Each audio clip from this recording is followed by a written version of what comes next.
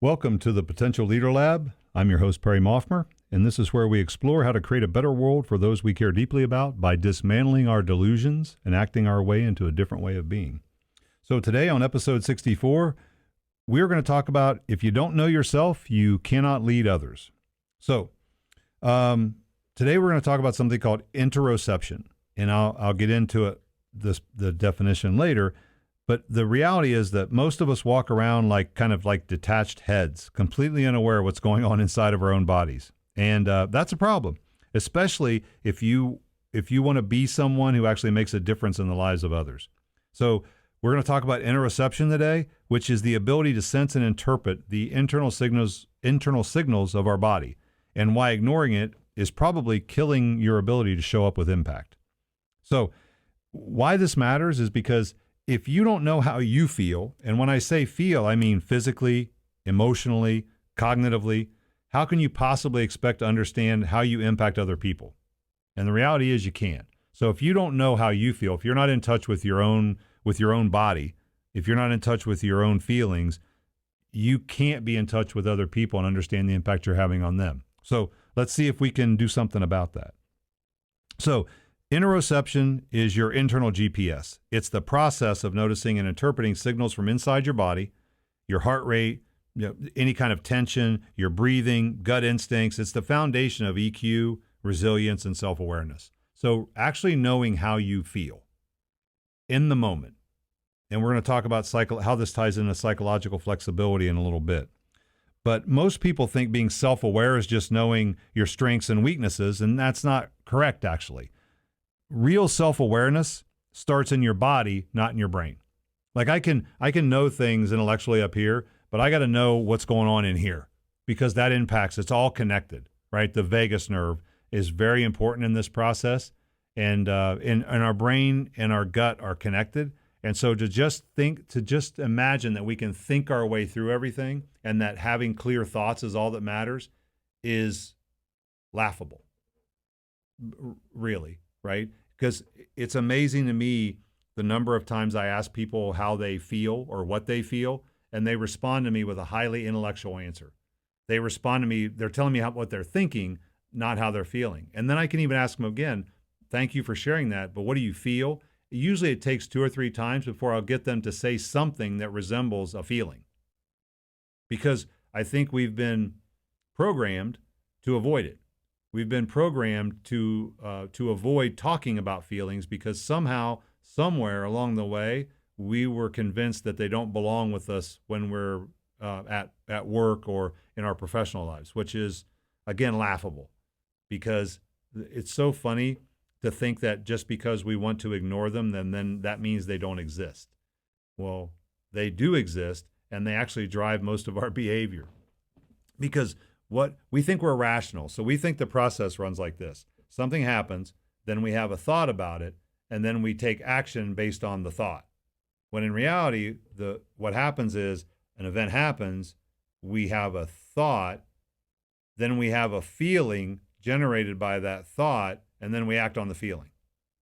See, that's an important step because most of our reactions, most of the things we do are reactions because they're not responses, they're reactions because we're not aware of how we feel. Emotions are really, really important. They're indicators of something that's going well or not well, but what we have to do is figure out what lies below it. Why do I feel that way? And take action on why I feel that way, not on how I feel. So if something makes me angry, it's important for me to understand why I'm angry and then take action about that, not take action about the anger, not let the anger drive the behavior, because that will get us nowhere. And it will make us highly ineffective if we're trying to create a better world for those we care deeply about. So here's the thing. Again, most people think being self-aware is about knowing or strengths and weaknesses. Important. I'm not saying it's not important, but it's not the core of this. Our nervous system is actually running everything, right? It's giving us messages all the time. We have to learn to listen. And that will require a couple things. And one is that we have to slow down. And I'm not talking about hours and days. I'm talking about seconds. We have to just slow down and be in the moment. Now, you can call this present, you can call it presence, you can call it mindfulness, you call it whatever you want. All I'm saying is we have to be self-aware in the moment. We have to understand how what's going on outside of us is impacting inside of us. Because if I'm aware of those things, then I can be responsive, and I can take action directed towards my goal and not be reactionary or react to what's going on and blindly hoping for the best. Because I got to tell you, lots of people, we imagine that we're thinking our way through this, and we're not. We're allowing our brain to react to what's going on around us, and our brain, we've talked about this, but it comes up here again. Our brain has only a couple things that it's meant to do. Evolutionarily, it's guided to do one thing, and that is keep us safe. Now, part of that, the reason it's trying to keep us safe is because it wants us to procreate the species, right? So we're trying to pass on our genes. That's why the safety matters. But part of safety is energy conservation, right? It doesn't want us to use up too much energy. And by the way, again, this 2 to 3 pound mushy sponge in our cranium here only takes up about 2 to 3% of our mass in our body, but it requires about 30% of our resting calories to run. So it's really expensive, right? It's really expensive to run. So we have to be careful, because most of the things we talk about, if we're talking about self-development, if we're talking about changing our behavior, if we're talking about evolving, those are risky things that take a lot of energy. So you're going to be fighting your brain every step of the way, because your brain did not sign up for this. This ain't part of the deal. You don't need to self-actualize to achieve your brain's objectives. And that's something you have to be really careful about, because if you're not careful, you are the passenger on the train, not the conductor. If you think, you don't have to pay attention to what you're thinking. So remember, energy is transmission, right? Your internal state is contagious. There is such a thing as emotional contagion. You don't just act like you're calm or confident. People pick up on what you actually feel. I had the benefit of seeing a great speaker. His name's Mitch Harrison, and he told everybody in the room, he said, you have a duty. If you're in a leadership role, you have a responsibility to show up as an 8 out of 10 every day. If you show up as an 8 out of 10 every day, then you're doing your job. And he went through and he said, if you show up as an 8 out of 10, how do you feel? How do other people see you? And we had a whole list of words, confident, patient, happy, all these things. Well, when you show up as a 3 out of 10, how does that look? And we made that list of words. Well, you can't be a 3 out of 10 and act like an 8 out of 10. You can't be, tired and angry and upset and have anxiety and frustrated, but then act like you're happy and focused and all of those things, and supportive and all of those things. There's an inauthenticity to it that people sense. So think about this question. When you walk into a room, what are you broadcasting? Because no matter what you think you're broadcasting, what you're broadcasting is what's in here, and people feel it. And I've long been a proponent that when a great leader walks in the room, the temperature comes down, not up. Like when you walk into a room, everybody relaxes, because that's the state in which people do their best work. In every major decision you made, you have to pay attention to your gut, because they often call your gut your second brain. Right? You're operating on a different level if you acknowledge all those things you're feeling and process them. You don't just want to try to think your way through everything. We have to figure out, how am I feeling? What am I thinking? All these things matter. And this is not about emotional suppression. Like, again, I'll go back to what we talked about. Everybody thinks they have to hide their emotions or suppress their emotions or not show their emotions, which is complete and utter bullshit. Right? It will backfire. Because interoception, if we focus on interoception, it helps us regulate. It acknowledges what's happening both inside our head and our body, and then choosing how to respond instead of reacting. So psychological flexibility, which I believe is the very core of great leadership. If you want to be a leader in any way, shape, or form, you have to exercise and practice psychological flexibility, which has essentially 3 components. I'm present, I'm open, and I'm accepting. And what I mean by that is I'm present. I'm here right now, feeling everything that's going on. I'm all of my senses are open. I'm in this moment. Now, when it says I'm open, the second part of that means I'm open to all the thoughts, feelings, and sensations. So again, 3 things, right? Thoughts, what's going on up here. Feelings, what's going on in my body. Like, what am I feeling? What's my emotional state? And then sensations. So are my hands sweaty? Am I starting to breathe shallow? Is my pulse rate up? What are those things that are going on? And I'm open to all those things. I'm taking all of those in, and I'm not judging. I'm noticing. I'm noticing how I feel. What am I thinking? How am I feeling? What's my body doing? Right? And then the last part of that is acceptance. I'm okay with all of it. Because once I'm okay with all of it, now the important part comes into play. So if I can be present, I can be open, and I can be accepting, now I can take action in accordance with my values towards my goal.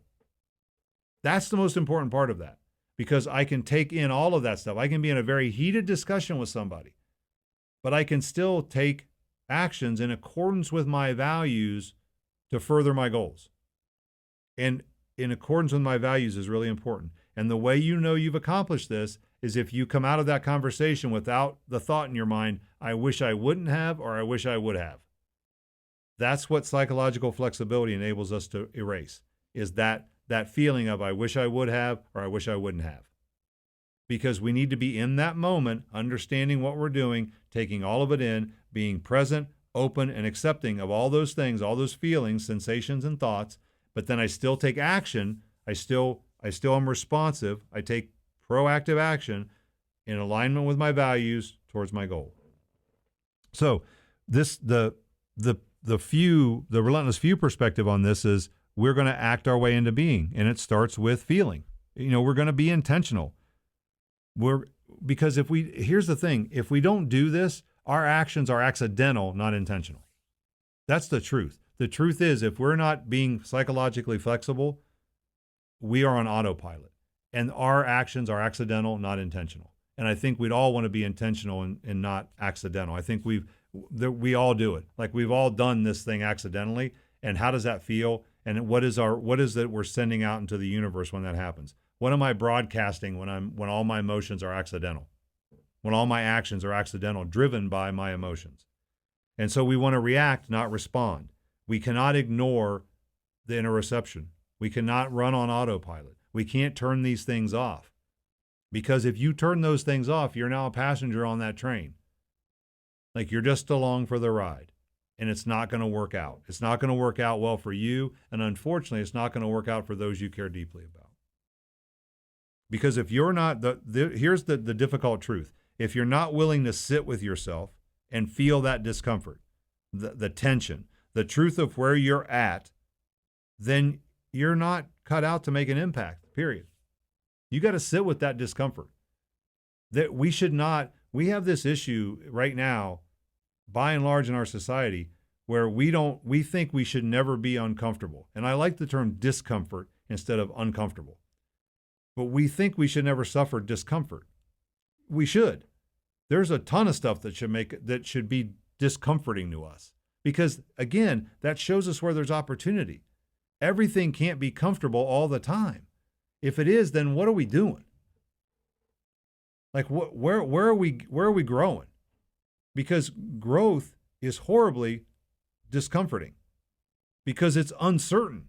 That's what gives us discomfort, is the uncertainty, because we don't know what's on the other side. That's what growth is. It's going beyond what we know into that realm of the unknown and uncertain and ambiguity. And we don't like that by human nature. We don't like that because it's not safe. Again, back to why our brain's keeping us safe. If there's something that's risky, our brain is going to fight like hell to get us to not do it. If you want to turn that on autopilot and you're not aware of what's going on in here all the way, top to bottom, right? Interoception. If you're not buying into that and figuring out how do I feel in these situations, but then continuing to act in accordance with your values toward your goal, then what shot do you have? And why should anybody follow? So here's what you can do to build interoceptive awareness. Number one, slow down, check in, right?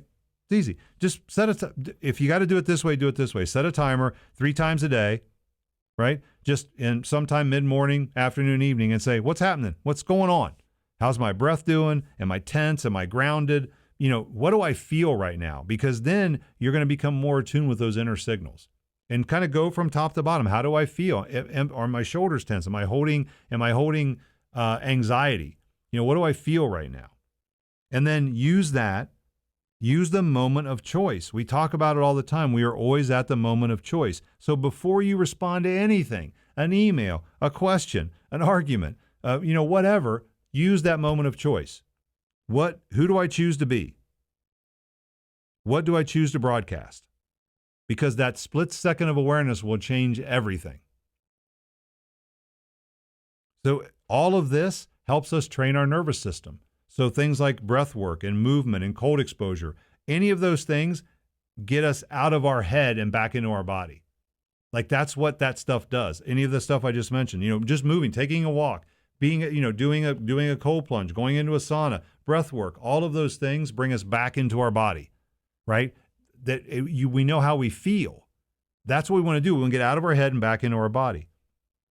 And then if you're going to journal, just do what I call journaling without bullshit. Don't do this, what happened today? Oh, this and that. No. How did I feel? Truly ask yourself, how did I feel today? What did I do today? How did I feel about it? And track those patterns. How did my body feel? What thoughts were I having? What emotions were I having? Did at some point did I get kind of anxious during the day? What happened? Look at those things so you can find those patterns. So, interoception is not a nice to have skill. It's the foundation of everything. The better you know yourself, the better you show up. Plain and simple. The better you know yourself, the better you show up. And back to my buddy Mitch, you're going to show up as an 8 out of 10. If you are highly interoceptive, you're going to know what it takes to be an 8 out of 10, and you're going to do those things. So those are 2 different things, by the way. So you got to be accountable to yourself. If you know how you show up as an 8 out of 10, and you owe that to people, then are you doing those things that enable you to show up as an 8 out of 10? So you have to have that accountability. And understand that your internal state is already shaping your impact. The question is, are you going to be aware of it, or are you just winging it? Right? You control you. That's what you got to focus on. This is it. Like, this is all I control. What I can wrap my arms around here. So I got to become highly attuned to those things. And here's the thing nobody really wants to hear. Being in a leadership role, job number 1, being in a leadership role, have a positive impact on the emotional states of other people. End of story. Have a positive impact on the emotional states of other people. Now, how can you do that if you don't understand your own state? If you don't understand your own emotional state, your own physical state, your own cognitive state? You show up as an 8 out of 10, you got a shot at positively impacting the emotional states of other people. Because when you do that and you put them in the same state you're in, if they show up as an 8 out of 10, then they're going to do their best work.